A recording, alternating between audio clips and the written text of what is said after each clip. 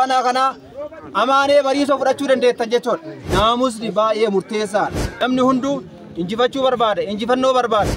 Waan sadiin kun akka jiru beekina keessa galuun baay'ee gaarii ta'a jechuudha.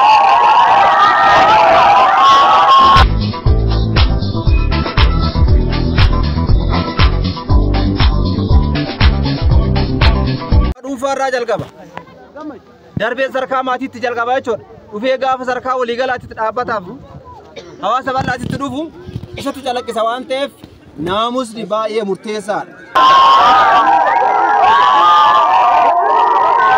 Iddoo naamusni hin jirretti ga'umsi fedhallee dandeettiin fedhallee jiraate eessaa ga'uun hin danda'amu.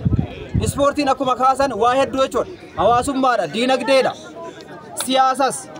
Kanaaf diinagdeedha gaafa jennu akka aanaa konsaatitti fakkeenyaaf dhalattuu aanaa kanaa amaanee bariisoo fudhachuu dandeettan jechuudha.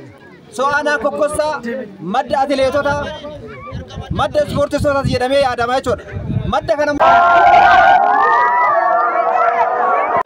waan sadiin kun akka jiru beekina keessa galuun baay'ee gaarii ta'a jechuudha. Yoo kana hin beekne namni hunduu injifachuu barbaada, injifannoo barbaada. Garuu immoo injifatamuun akka jiru beekuu fi yaaduu danda'u qabaata jechuudha.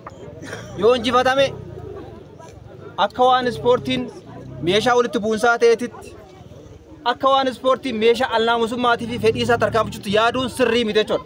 Kanaaf lafaa dhuftoonni guddattoonni kun kana barachuun kan hubachuun